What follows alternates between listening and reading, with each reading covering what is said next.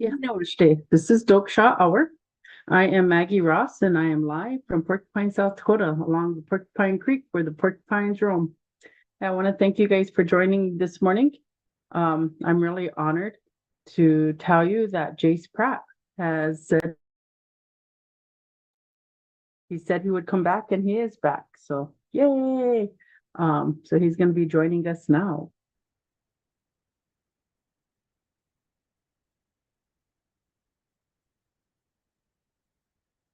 Or maybe not.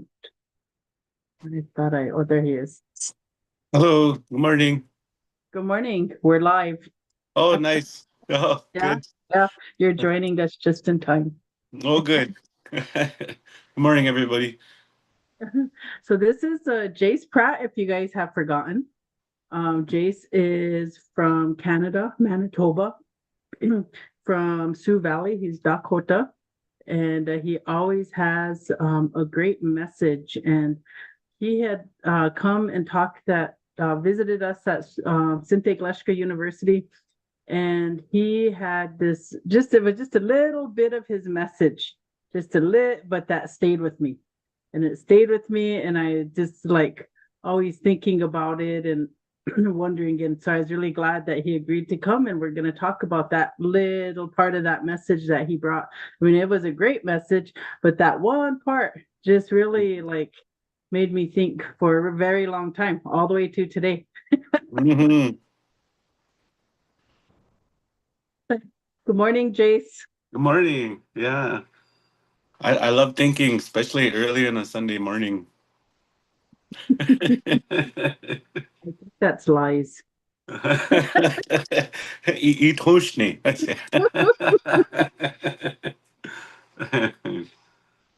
So where are you? Are you in Manitoba? Or are you Right in? now, yeah, I'm back in Manitoba. This is actually the home I'm living in right now. Is the home where I grew up in, so it's very significant for me to be kind of more or less in my roots, I suppose. I guess you could say you could look at it that way. My mom raised me here. This is actually when we moved here. It was around the time when she was sort of more or less rediscovering the Sundance, rediscovering our culture. So this is kind of like, I guess that's spiritual significance. I guess that's since I've been home, that's kind of what I've been looking for. I suppose. I suppose. But yeah, it's nice living up here in Manitoba, Canada.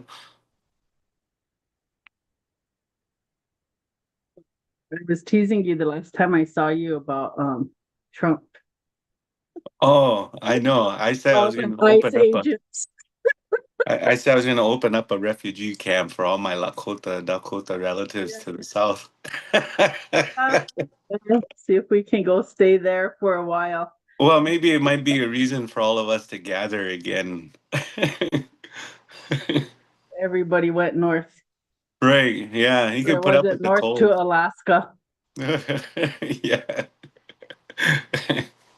For reals. Yeah.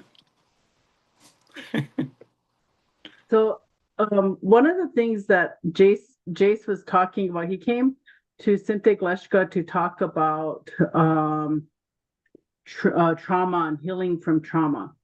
And one of the things that he had talked about it in that message of healing was that there, like sometimes we don't recognize it, but there are people within our community, within our families, or even in ancient times or 100 years ago times when uh, um, they were considered like the protectors or the warriors, or they would stay on the outskirts of the camp.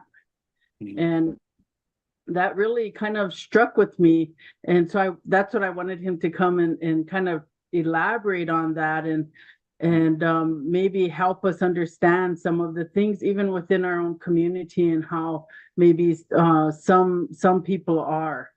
And Mhm. so anyway, so I realize I need to stop talking, Jason. I just need to let you. Oh yeah, well it's nice to visit. It's nice to visit. Well, I come from the Minnewakantu community, or the Dakota. It's four sub bands of the Dakota people. Was Minnewakantu, Wahpekute, Sisituan, Wahpetuan. There's the four of our bands um, had our own governance system amongst the Ocheti Shakoi. And I've been listening to Grandpa talk a long time about the old days. I had very specific questions for him growing up, much different than what a lot of people come and ask him about the history of the Dakota and the knowledge of how people lived, etc. But I was interested more in how our people behaved. That was my how did we act? Like how did they talk? Like what are the things they said? All those I was more curious with that. And one thing that really struck out with me, and it stayed with me for a long time. He said they were too humble. Too humble. And I was like, is there such a thing as being too humble?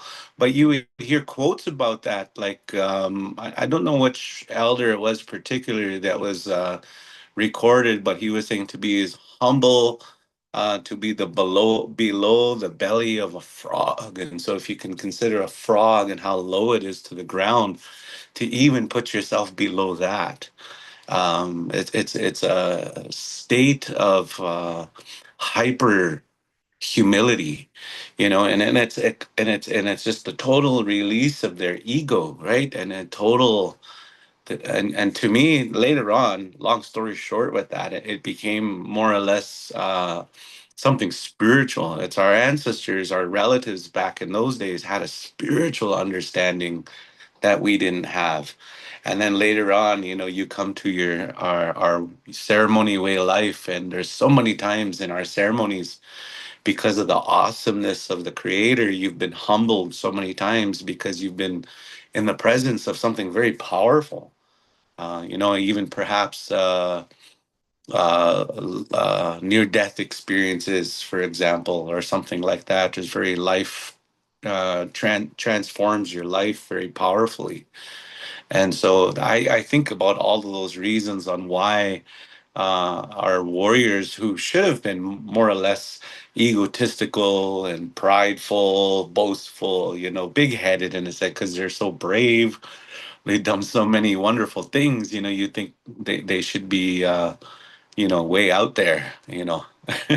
But what Grandpa talked about is how humble, how much humility they had. And so it really made me think differently about our ancestors, and how their thought process was and where they came from. And it made me think a lot about our Akichita, our warriors, our way of life. And in around here, we didn't have a lot of the warrior names like the Tokala and different names down in those parts, but we had the Omaha and the Iwakshi, these main two warrior systems that we would be taught about.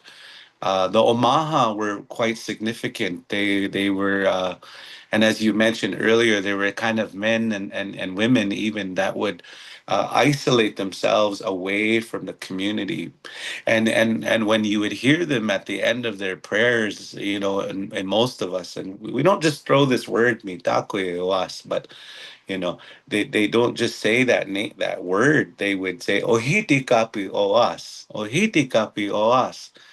And I asked Uncle Donald about my grandpa about that, and he says, "What does that mean?" He says, we're all like ready for war, or we're ready for a fight." And so there's certain men that have set their mind on that, and so there's still men around here that say that after their prayer, when they're done praying, or if they're done addressing the community, they'd say, "Ohiti kapi oas." But that just means that man is living a warrior life. And then so now you go into um, very similar to the warrior's code in many other cultures throughout the world. The ancient Rome, all these ancient civilizations, they had their warriors and their codes, and so too our people as well. And I just recently heard a story from one of the elders. I'm always looking for elders and on YouTube and what their stories are, what they heard from their grandpas and such. And and I heard a story from an elder that lives down that way somewhere, and I can't remember his name off the top of my head here, but he was talking about suicide. And he said that suicide has always been amongst our people, but we never really killed ourselves. He said we never did anything like that. Instead, he said many men would live lives that is very dangerous. You know, the odds of you dying is very high. Like, so maybe a life of a warrior, or the most dangerous jobs that you would take when you're hunting, maybe buffalo hunting, you know, to go out and chase them towards a certain particular area. The chances of you dying is very high. And you kind of see that amongst the buffalo herds itself when we do our ceremonies. There would be sort of like a buffalo that sacrifices himself, and almost like he's giving his life up for the rest of the herd. And so we saw this type of mentality, this behavior of a young man that's very almost like as if he doesn't care for his life. He does. He loves himself. He doesn't want to get hurt.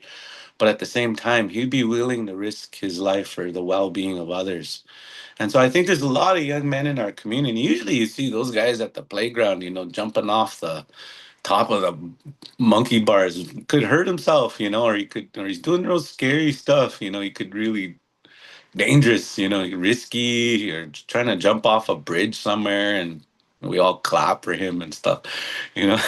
That kind of young man was considered one of the greatest warriors amongst our people, and I think many of our Lakota young men have that ability, you know, to have that gift, I guess you could say, to be that warrior. Or but you know, where do they fit in our community now? So I imagine there's young people listening out there that, geez, that he's talking about me right now. You know, that's me. You know, like, and so a long time ago, yeah, you would have been our warrior, our one that put your life in on the line for the well-being of others. And they had their own philosophies, like who wants to be an old man, they would say, like that it's better to die as a young man on the prairie somewhere.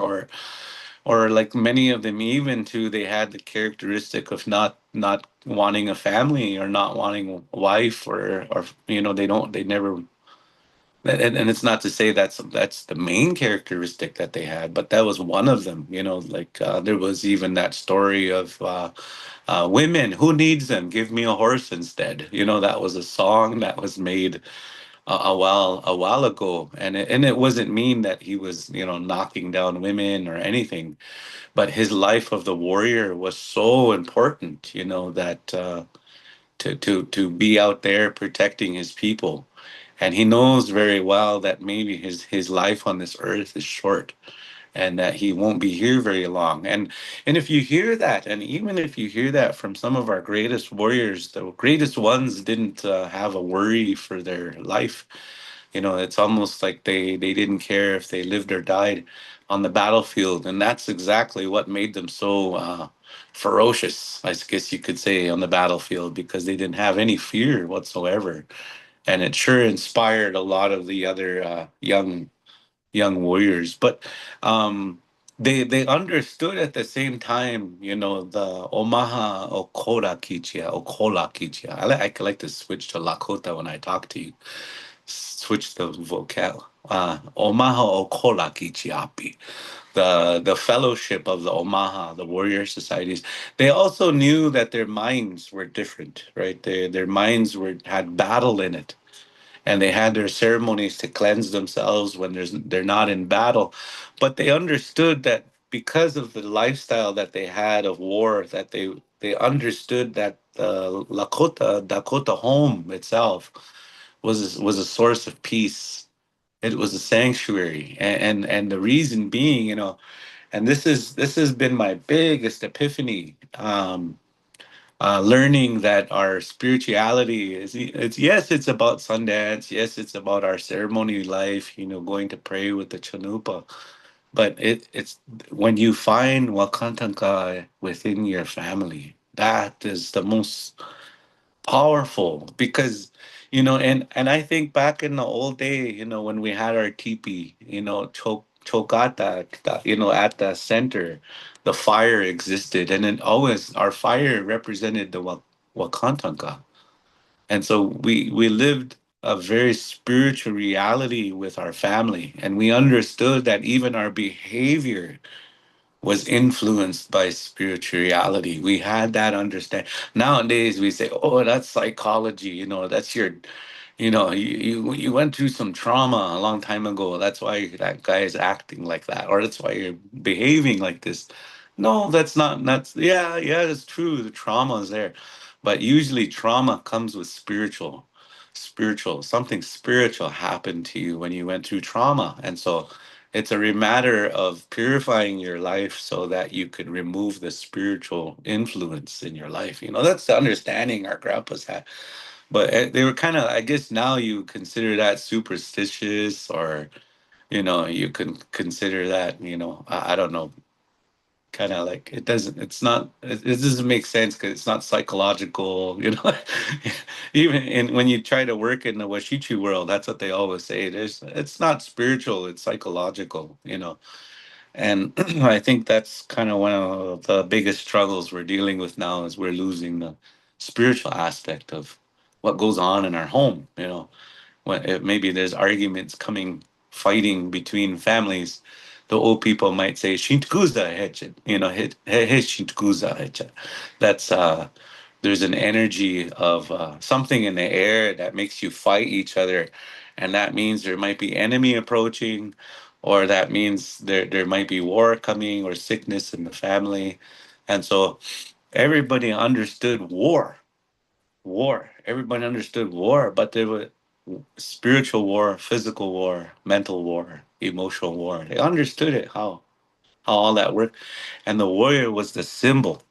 Because the way I looked at it, like the way our villages were constructed, like it was living, right? And so it's almost like our warriors were like the immune system. And when something was damaged or when something is attacked, the heart of the nation, when the heart of the nation is being attacked, the warriors would step up and they would eliminate and I guess you can say the infection from the community. Something is being infected, our minds, our bodies, our spirit, our heart, and they're the ones to make sure to take care of that. And uh I thought, anyways, these are all the thoughts about our warriors, and we look at it now, now our warriors are not on the outside anymore. They're in the home and they're sitting there talking about all these scary things, terrible, traumatic things that the children are listening to, and that's in the home. It takes away the sacredness of the home, the peace of the home. But I have my theories on our Dakota communities that it was designed to create spiritual enlightenment. And when you can consider our communities were matriarchal in nature, it meant that and what that meant was our strong connection to the earth, the grandmother earth. It was so important. And I heard a real beautiful ceremony about a man he was a ceremony man, and he said, I go off into the woods and I listen to the spirits of the woods. He said, and I was like, wow, if you consider how magical that is, that sounds like a Merlin movie, off of, and that's exactly what our reality was. It was like Merlin movie, where we have magicians and people that can talk to animals and the animal talk to the people, and what a beautiful reality. And you realize why the warrior wanted to protect that, because at the heart of that sat a very delicate Unchi. She was so delicate. She was so loving. She was so gentle. She was so kind, yet stern, because she set everybody straight at one time. She raised everybody. And so they know how stern she can be, but her gentle. Oh my gosh. And she, the eagle plume the eagle plume that Kushi wears, that represents that soft, gentle way. And when you're sitting there in your tiwahe and your tioshpae, uh, grandpa would be sitting there and he'd tell his takojas, look, you guys have to be brave warriors, and and you're gonna go off into those woods out there and you're gonna eliminate anything so that when she's not scared. So you don't want when she to be scared here. You don't want her worried. You want her knowing that the young warriors are out in the woods protecting what's going on here, because when she is busy telling stories to Takoja or something, that's her role. She's busy teaching spiritual knowledge. She can't be teaching spiritual knowledge. Meanwhile, she's worried of warriors coming to attack and hurt them, and she can't do all that stuff. And so they realized that there had to been that outer shell that protected the sacredness of the family, and that to me, and things like it seems like throughout America and Canada there has been a pull away from the family life and more to monetary, financial gains, money, and like, and I get it, I get we need money and I get all those things, but geez, if in the old days, if the warriors went buffalo hunting and they never come back for 7 days, or they're only back for a couple days out of the week, what's the point of that? You got to come home and celebrate with family. You got to go home and dance and sing and pray and like all of that. You used to hear stories of that. Come home, let's dance, let's sing, let's celebrate. Used to hear that. And then so now we can't even come home. We can't even do, I got work. Geez, it's just busy all the time.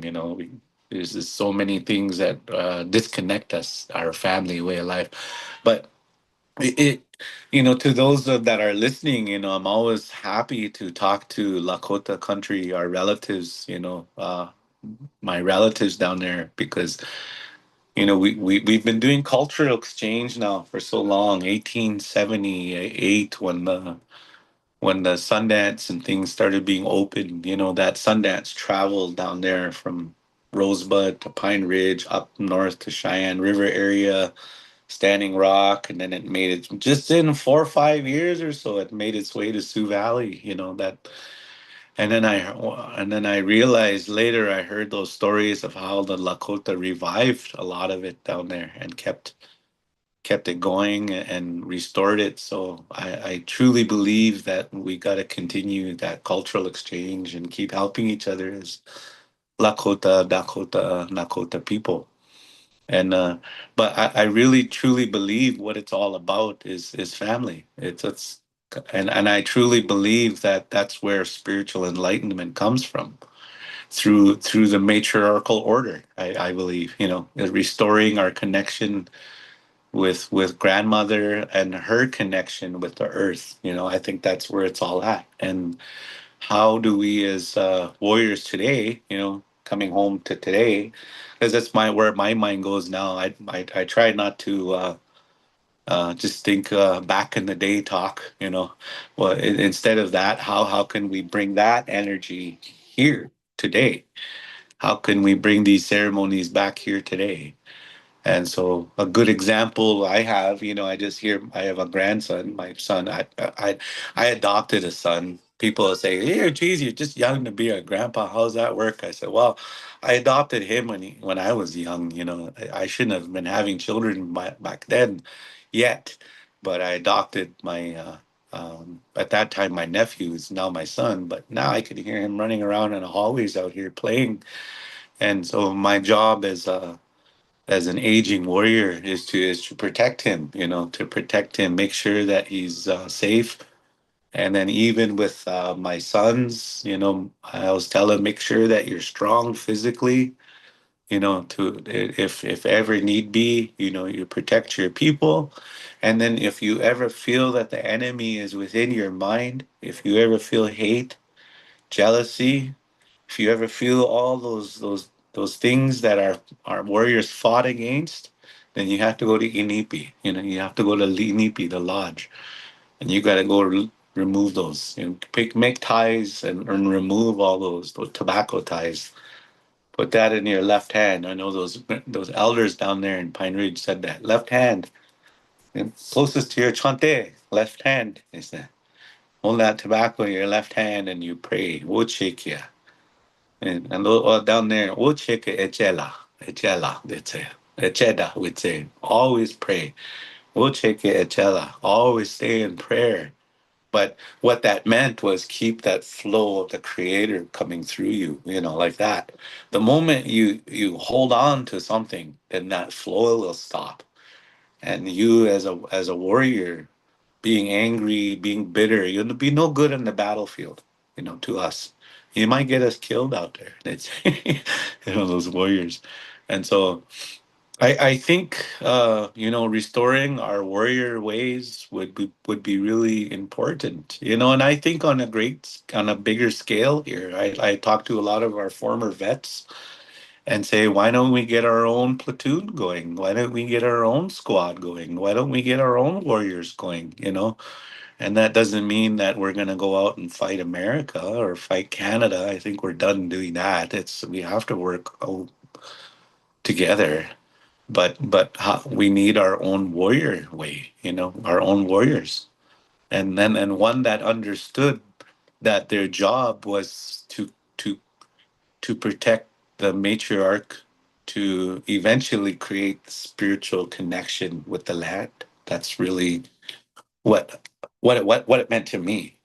And you know, like even when Ptesawi came, I believe that there was going to be a growing lust for women in the future. I believe she knew there was something coming. And you heard the story, everybody heard the story of what happened with the lustful man on the hill, or wherever she had met these two young warriors, and one was of a lustful man, and showing how our life nature will tear you up, you know, from the inside.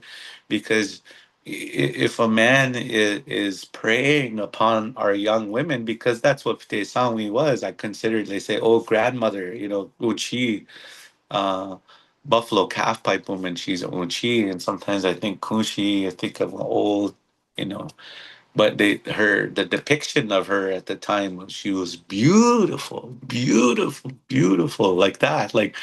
And then um I think there's maybe in a sense like a spiritual test, because now later on, what that has done with me, when I go to a powwow or when I go somewhere and you see our beautiful young ladies, 24, 25, my mind goes to Ptesawi right away, right away. My mind goes there. And the reason being, because I believe that the modern day warrior is to remind the people that our young women, 15, 16, 17, all our young, beautiful Dakota women are our future matriarchs. So if you speed up 80 years or 60 years ahead, you're going to see an Unchi, you know, with her old wrinkles. And so I tell that to our young ladies, you know. So we have youth night here in Sioux Valley. And I have a lot of nieces here in our community, and you know they're, you know, we're all the main thing over these last maybe 15 years, 15 years of myself, you know, personally going out and helping in the ceremonies, helping sing, helping do things. You know, you realize how much our young women are preyed on now, and it's happening more and more. And you know, like our some of our young men are, their minds are not in the right place in our ceremonies. And you know, I never shame anybody or guilt anybody. Geez, these young men are like this, like that. I just think of what kind of a society they're living in, and what that's doing to their minds. You know, what's we're spiritually attacks our minds since we're little kids. You know, and so our warriors aren't taught that story of the matriarch and how sacred it is if a young woman was protected and nurtured right from when she was young. Because right now, we can think about maybe your unchi and my unchi, our grandmothers right now. And if you can think about who were the ones that loved her and respected her enough to be so honorable now. You think about that, Grandma, why are you so wise? Why are you so strong? Because I had a lot of uncles and brothers and everybody, they protected me, and they made sure that I was safe. I didn't have to worry about fighting anybody. I didn't have to worry about running away from anybody. I was protected, like that. And even right up until I was 13, I was never even allowed to leave grandma's sight. Boy, grandma would be coming to the school every other day, peeking around the corners, checking on me, making sure that I'm not up to no good, making sure that I'm hanging around the right people. That's how the old days were. They watched you. They watched you. And there's stories. We have snow on the ground now. I could mention Uktomi's name. Iktomi. His grandpa's up here. Don't say his name in the summer. He's gonna come and you're gonna have spiders all over your house. They say. So- but there's snow on the ground, so I could mention his name. We say Unktomi up there. I know they say Iktomi. I heard him say Unktomi. That's wrong, but there's Iktomi is another way. Unktomi is we say it, but Unktomi had stories like that of what happens when you turn your eyes away from your children, from your young matriarchs. And so I had said that, for if we were to truly be Dakota again, we would not allow our children out of our sight until they're 13 years of age. That's to think of all of the trauma you went through and how much of it was before you were 13. Holy man. Would it have been that way if Unchi was there watching you? No. Would you have gotten in so much trouble if Unchi wasn't there, was there, if she was there watching you? Holy man. I just remember that all my Tahashis, my cousins, and everybody, all of them, as soon as Kunshi's in the room, man, everybody behave. Yeah. And they're just taking their hats off, respectful. Gee, they were just swearing before, now all of a sudden they're just real respectful. But, I would say that's not a lie. She's bringing out the best version of who you really are. That's really what it is. And the other ones are just bringing out the worst in you, is really what's going on. But that's what she did, was she brought out the best in you because she believed in that. When you're born, takoja miniheri chia, yeah, she said. Oyate ke wa chinia pikteya, so people are depend on you, she believed in you. Well, that's one of the things that many of us don't have, is people that believe in us anymore, right? And so Uchi was the ultimate cheerleader in the old days, and so I glorify our Unchi, our grandmother way of life, because that's the reason why those warriors were so ferocious in battle. It wasn't because they were hateful or they had anger, and they wanted just to kill and murder and mange people out there in the world. They had Unchi in the back of their mind, and boy, if anybody gets close to her, man, ooh, you're in trouble. And so we heard stories, right now, and actually, this goes out in the social media world, and I hope people take a little bit of these clips, because right now they're trying to vilify our native nations and the prairies again, saying there was genocides happening all the time. They were killing each other out on the prairie. We killed There was communities that would go crazy. Nashkia, there's some communities, and even amongst our own people, there'd be certain families that go crazy. No matter what you tell them, they're not gonna listen. And so they what they do is they break natural law. So they'll start killing women and children, or they'll do something, rape. or something of the highest. We have no sin, but it's like a real atrocity. And so, if there was word of a tribe of community of people that were breaking spiritual law, that whole tribe would be wiped out. And so you'd hear stories. It was a terrible thing that would happen. So sometimes you'd hear these stories of like, 500 women and children and so dying. That tribe must have really broke spiritual law at one time. That was always my thing that I thought about, because we didn't go out and just kill people for no reason. And there were certain families that went dark. They would go dark, and to the point of no return, I suppose you guess you could say. And it was sad, but our warriors had to eliminate all enemy. And it's just the same thing as the military to eliminate all terrorists, foreign and domestic, right? It's but mainly the domestic enemies, the enemies that's within. Just heard a recently news story here too. It's about a man that talked about kind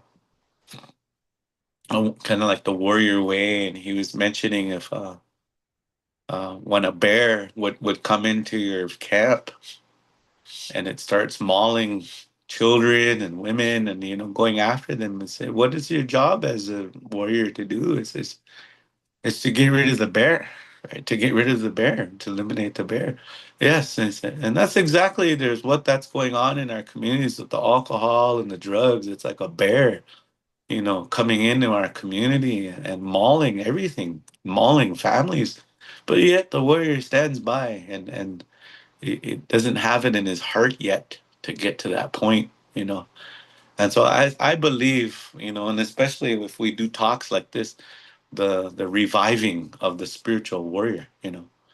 And I think the first step to any warrior, anybody else that might be saying, "Well, that's me. I'm going to go out and remove that bear."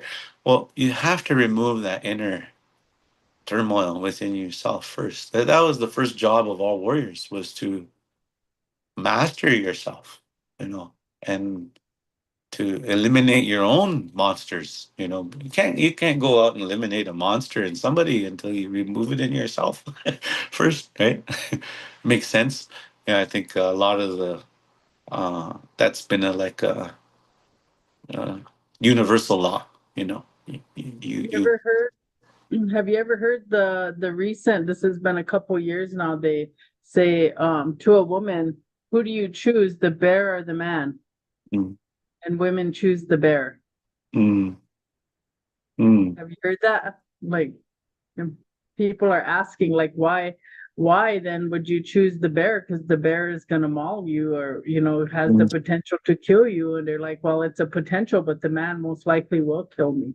yeah, they're just as dangerous. Yeah, and it's really, and see again. Um, I'm gonna go back to that, and there's a spiritual. Uh, Men are very sensitive, and they don't want to. I shouldn't be telling you this. Hey, this is disclosure. But men are very, very sensitive, and actually, most women would sit there and laugh at me and say that. But I think if a home, and see, here's the thing here, and I think a lot of our men out here might be listening. If a home was very, very feminine, the man becomes super sensitive, and but if the home has no feminine power, which that's what the matriarch was, she was an extreme feminine. And because of our warriors going off to jail and everything like that, and you have a young lady, she's 20 years old, and she's got maybe a son, and she's got a daughter on the way maybe. And then, boy, when maybe 4 years down the road, that son and daughter like to fight and argue and just won't listen, and just terrible. Okay, that's enough fighting now, she said. Boy, she's just feminine, just gentle. But she realizes that her partner might be in jail, And then so all of a sudden, okay, listen, and her masculine energy comes out, and because she has the male version too, she has the masculine side, which is the warrior, the fire. Every woman has a male side as well. Like, we have in Dakota understanding, we had that understanding is we have both, but we represent our male and our female, but we have both characteristics of both sides. And I can go deep into that philosophy, but that takes a long time. Um, and so um, many of our young ladies now are having to become masculine. And so imagine having a mom as a young boy. You're 13 years old, and geez, mom never hugged me. Instead, she was always spitting and yelling at me, and tell me get my butt up in the morning, and it's like a man. If she's raising me like my dad, but if she didn't do that, if she became feminine, if she became soft, then geez, that one won't listen to you.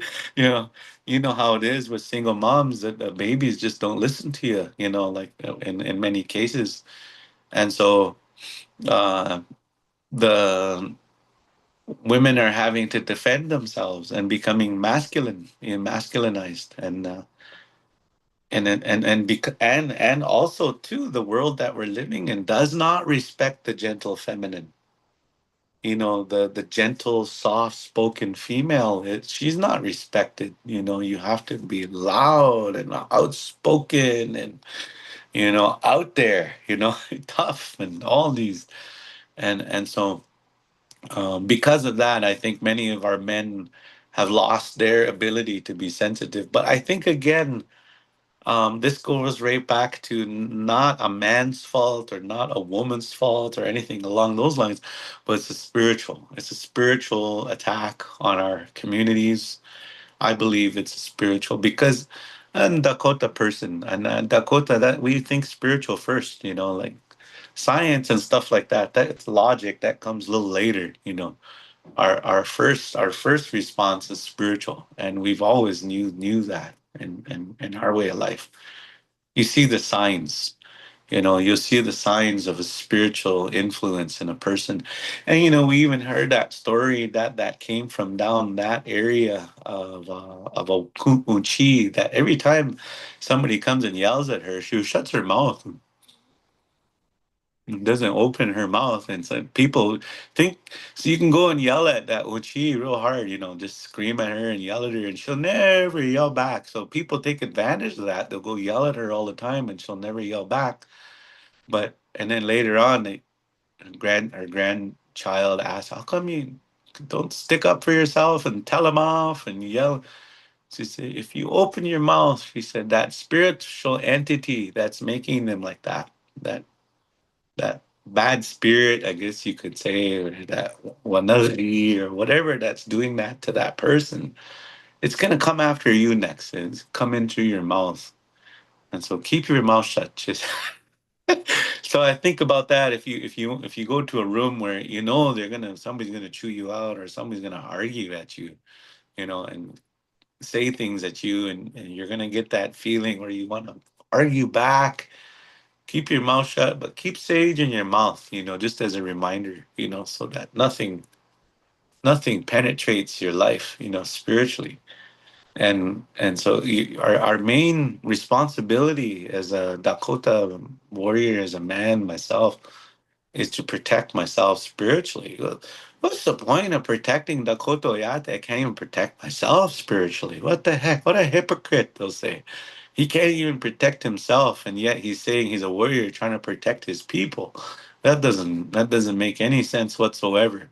I don't have any faith in him. He doesn't have good medicine, the old people say.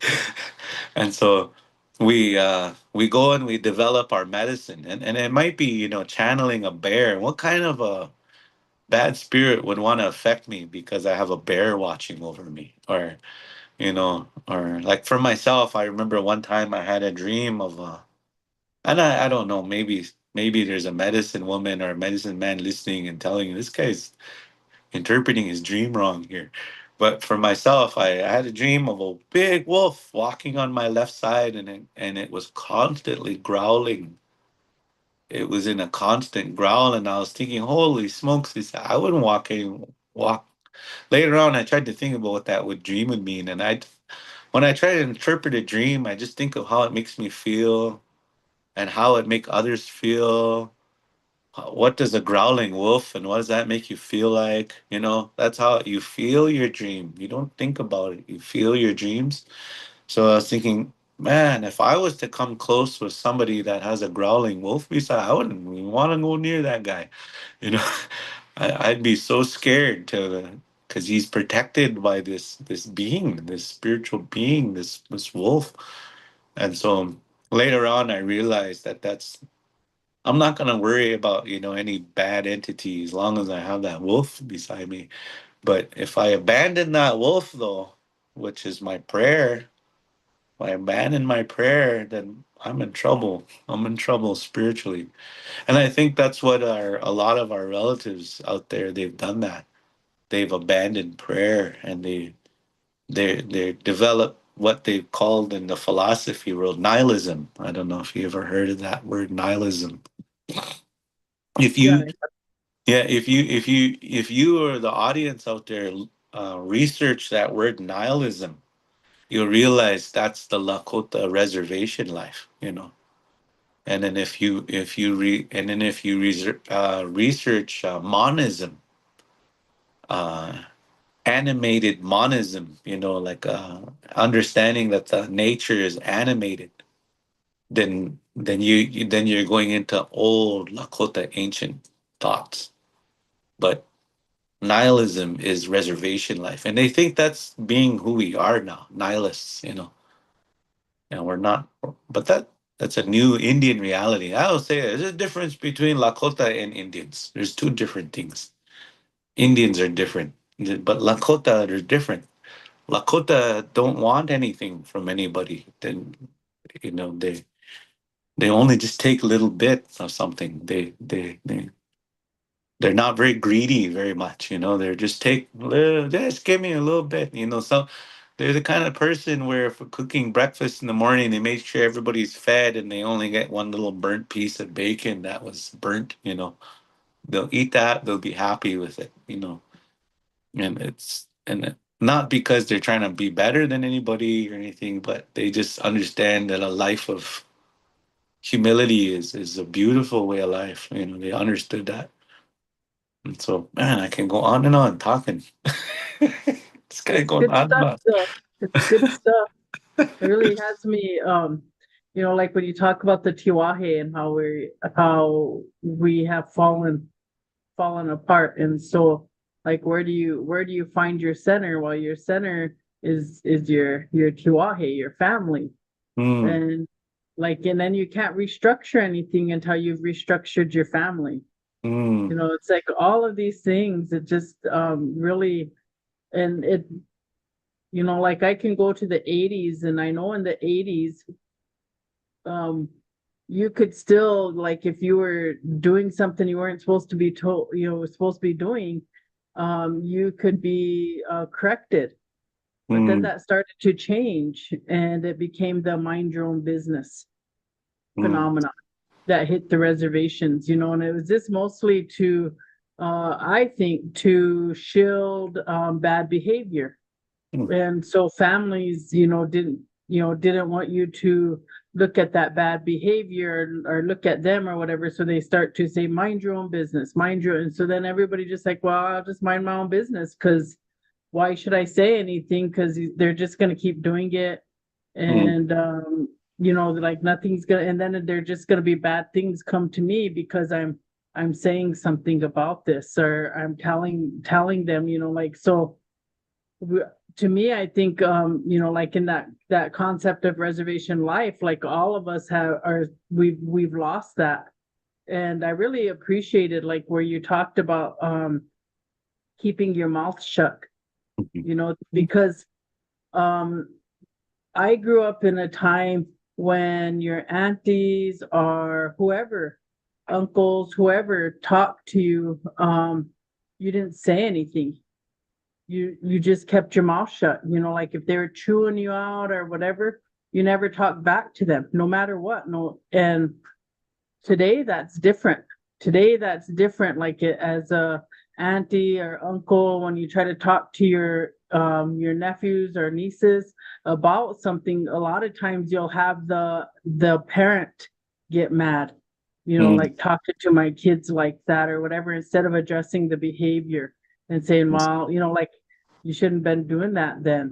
So I really see that, or I understand it, like the decline of the family. And because of that, like alcohol and drugs are ruling the roost because of it. Right.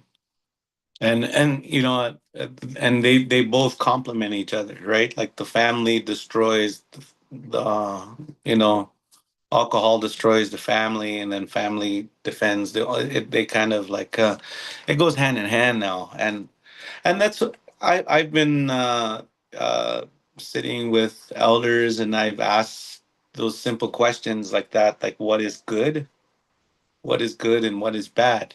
And the reason why I asked that question was because of Sitting Bull had that quote where he talked about washichu ichochem, the uh daku washtek ichu, whatever's good, you take that daku shichik, well, throw it away, whatever's bad, and take what's good. So okay, well, how do I know what's good and what's bad? Because I have a cell phone here. If is that good or is that bad? Or what about alcohol? Is that good or is that bad? And you can go through the list of what's good and what's bad.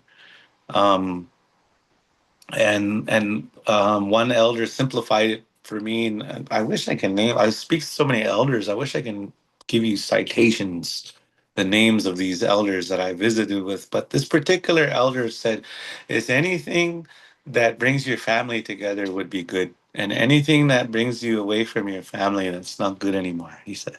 And so I said, "Oh, huh, that makes sense because mi takuye, that word in my relatives, takuye, it means matter or something that matters. Taku is the word for what, but it's also the word for something.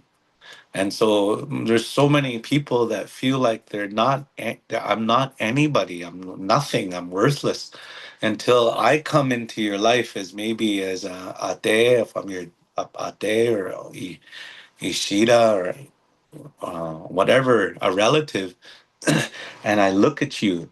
I give you time, I give you space, give you attention, and I take care of your basics: food, water, clothing, shelter, and then also your spiritual needs, your emotional needs, your mental needs, all of that. And by doing this, you became something that mattered. Takuye, you matter. And so not and so mitaku, the one that matters to me, right? The one that matters. Well, I think a lot of times we say relative, and I think that's a good word for relatives, but takuye, the things that go about that life, people that matter. Mitakuye oasi, all of them, all the ones that matter. And so that's what um the back to the warrior way, that's what the warrior contributed. He contributed the feeling of worth for you, because he made you feel like you were worth something. And and and and and they'll say, well, when that warrior died, what was his last words? He was saying, thinking of the women and children. He'd be yelling that in battle. And then so all of those grandmothers and the women and the children in the tribe cry for that warrior, because they said that he died for them. And so he made them feel like they mattered. He made them feel like they were worth something, like that. And so that's why I think World War II is really significant when we do that, because a lot of them believe that was their belief. We're dying so that for the women and children at home. That's why we're doing that. That's why we're going to protect our family. If you think about it, that's what they said. And when in the end, and then too, when they go there, they the ones that matter to them become their brother in arms. You know, the one that's beside them, they become the kuya, they become family to them, and they'll die for each other to protect each other. You know, the brothers in arms. So it's it's a beautiful way of life to make people feel like they matter, and I think that's a Lakota virtue. Is you make people feel like they matter to the world. You know, you matter to somebody, anyways. Maybe not to the world, but to me, you know, to me, you matter. And you know, and that's the feeling that I get when I go into Lakota country, Dakota country. Because for the most part, I'm a hermit. You know, I stay home all by myself all the time. I believe in these days is keeping your circle small, keeping to protect yourself spiritually. But when I go out into the world and I go to the cities and I see our Dakota relatives on the streets, or you know, if you see them on the roads or you see them drunk somewhere, you know, to me, I still want them to believe that ni taku, you know, you matter. You matter, you know. Mitaku Iwasi, you're all of you're a part of somebody that matters a lot to me. And I would hear those stories again, and I last time I was down there, I brought that story up of how them you know, you hear of the medicine men all over, and and you hear of the sacred things they did, and the, you know, the powerful things and all that, and it's very wonderful to hear all those cool, you know, Merlin type of stories again, you know, sacred magician type of stories. But when I heard of down there of Leonard Crodog, and they said that he would often be seen on the streets and he would have his family make sandwiches. And then he would go sit on the side of the streets with them and eat sandwiches and talk Lakota. And I was like, wow, that, you know, I don't know if that story is true or not, but that's a beautiful way to do it. You know, if that's truly what he did, you know. And I've heard people say that, yeah, that's what he used to do all the time. So I've heard people confirm that, and I've heard of, yeah, I just watching another documentary on Buddy Red Bull. I don't know if anybody saw it on PBS. Man, that one's is a life changer right there. They said he would get all his money. He would go do a performance and go to the bank and get a stack of $1 bills, and then he would go to the rapid and he would just give money out to some of the relatives and take care of them, and then he would be without. And so it's just like making people feel like they matter, right? Regardless, I don't care how what your lifestyle was like, you know, like who, maybe some of those men were abusive out there, you know, or maybe who knows, but you didn't judge him, right? You just made people feel like they're important. And if you and we can do that with a child, you know, might be a child that's has no mom or dad in a community, maybe we can make them feel important, you know, and make them feel valued. You know, you see them on the side of the road, you stop and talk. Hello, hey, how's it going? You know, what you up to today? You know, just a little time that you can give that young person that it'll go a long way. It'll go a long way. And I would say too, in our Lakota Dakota communities, the ones that are doing that already, the ones that are going off and they'll see a group of youth sitting down there somewhere at, you know, down by the store somewhere, and then you go and you say hello. Those ones are go and say hello to those ones because they need it too. They're not getting it back. You know, those relatives that are going out of the way for the youth. They're going out of the way for the elders. Be there for those ones, you know, because they're chances are they're giving away something they're not getting back themselves. So be there for them. When you see them on the side of the road somewhere, hello, wave at them, you know, let them know how important they are. Because I would say that those ones in our community that make people feel wanted and loved, those are the Lakotas. Those aren't Indians. Those are Lakotas. Yeah. What's the name of that real old store there, by the way? Every time I come down there, we always go down there. I think it's, I don't know, giant right down there. And we always talk about going, I don't know, that's off topic. Real old store. Me and my bro, let's say we go to that store.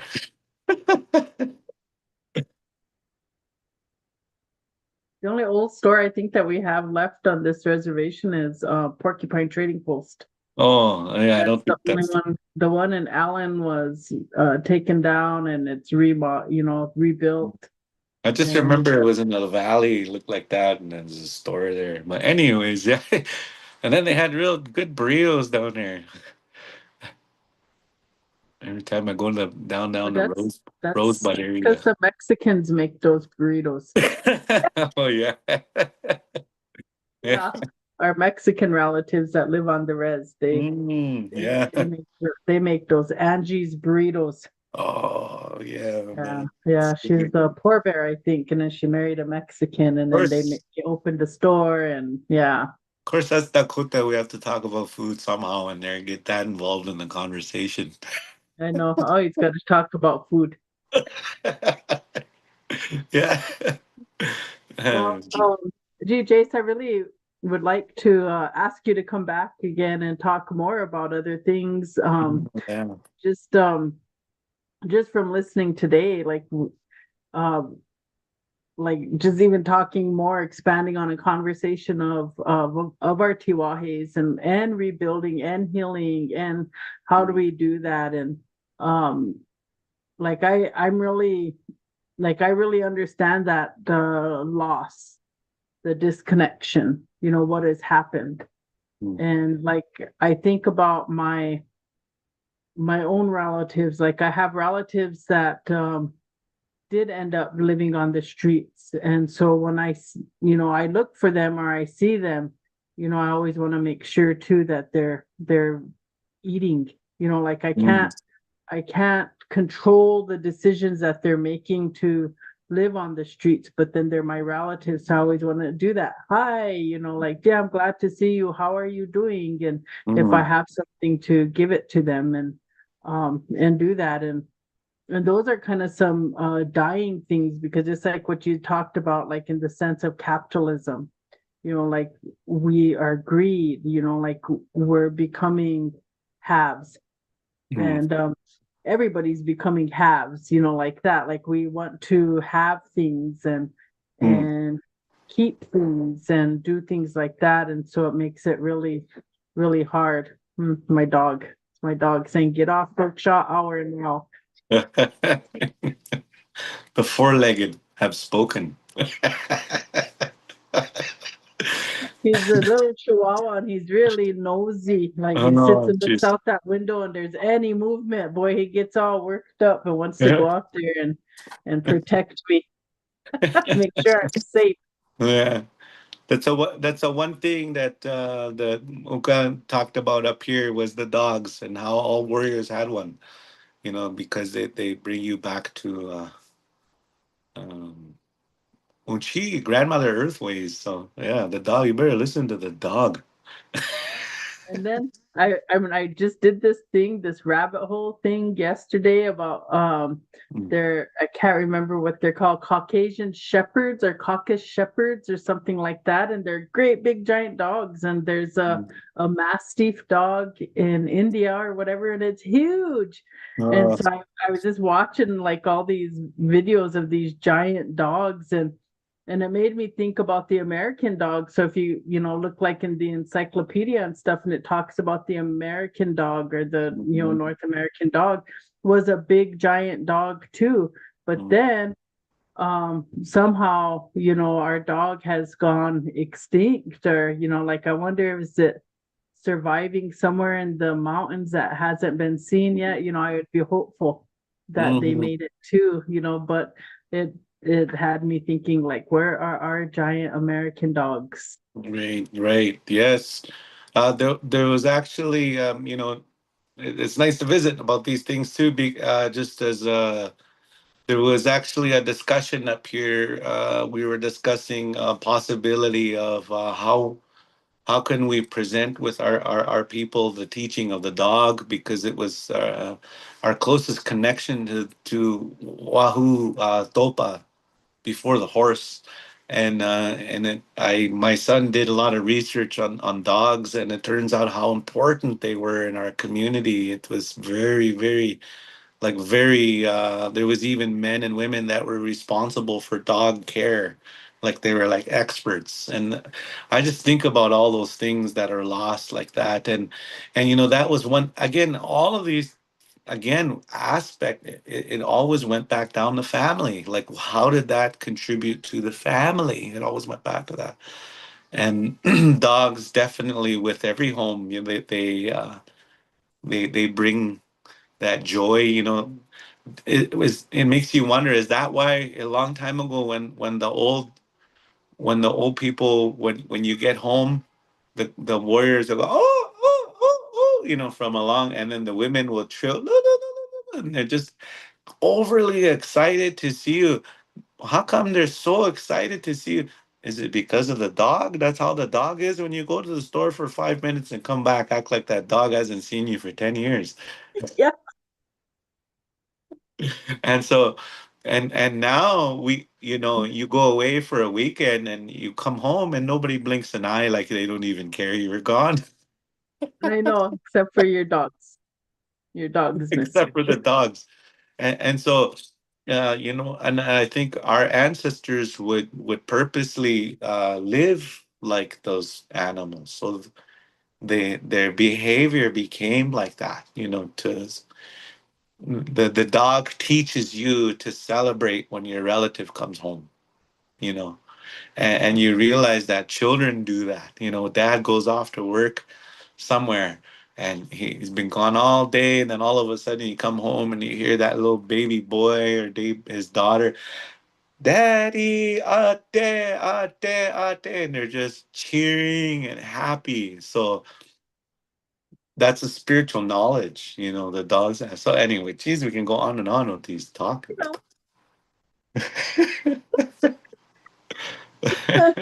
Even though there's many miles between Porcupine and Manitoba, Canada, we're making a connection here I on know. Toksa Hour. That's pretty cool. I think about that all the time when we talk. Yeah. Yeah.